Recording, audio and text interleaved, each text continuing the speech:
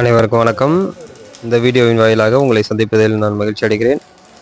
இது ஒரு நண்பர் கமெண்ட் பண்ணியிருந்தாரு.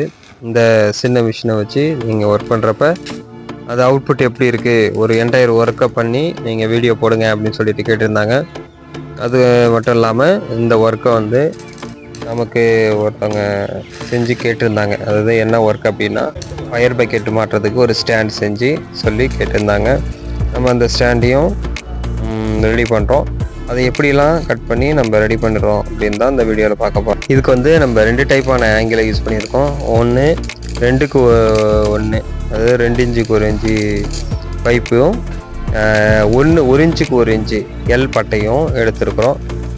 இது வந்து ஹைட்டு 3 அடியும் அகலம் ஒரு 4 அடி வர அளவுக்கு நம்ம ரெடி பண்ணியிருக்கோம். இதில் 3 பக்கெட்டு மாட்டுற அளவுக்கு நம்ம அதை கட் பண்ணி நம்ம செஞ்சுருக்குறோம்.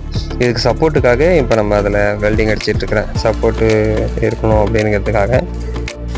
இதில் வந்துட்டு நம்ம பக்கெட் மாட்டுறதுக்காக நம்ம தனியாக ஊக்கு கிடைக்கல, அப்போ அதனால் நம்மளே வந்து செஞ்சு செய்கிறோம்.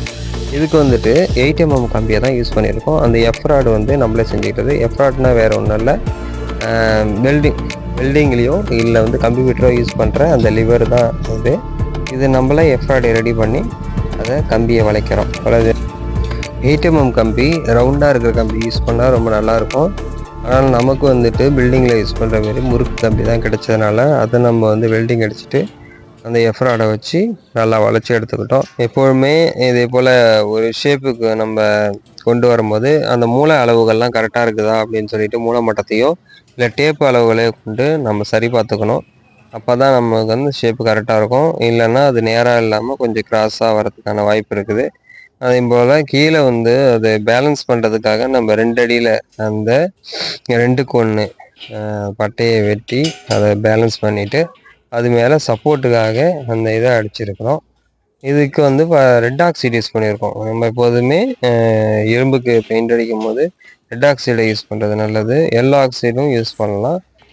எல்லோ ஆக்சைடு யூஸ் பண்ணும்போது ஃபுல் ஏரியாவை கவர் பண்ணாது, அதனால் நம்ம எப்பொழுதும் ரெட் ஆக்சைடை யூஸ் பண்ணிக்க நல்லது. ரெட் ஆக்சைடு அடித்த பிறகு அது மேலே ரெட்டு பெயிண்ட் கொடுக்குறோம். ஏன் அப்படின்னா இது ஃபயர் செக்யூரிட்டி பர்பஸ்க்காக நம்ம யூஸ் பண்ணுற பக்கெட்டு, அதனால் இதில் வந்து ரெட் கலர் அடித்து வச்சுருக்கோம். இந்த ரெட் கலர் வந்து அந்த அளவுக்கு கொஞ்சம் தெரியலை, ஆனால் ரெட்டு வந்து இன்னொரு கோட்டு நல்லா காமிச்சோம் அப்படின்னா இன்னொரு டைம் அடிக்கும்போது ரெட் கலர் நல்லா பளிச்சுன்னு தெரியும். இந்த வேலையும் ஆல்மோஸ்ட் வந்து முடிவுக்கு வந்துடுச்சு. பெயிண்ட் அடித்து வச்சுருக்குறோம்.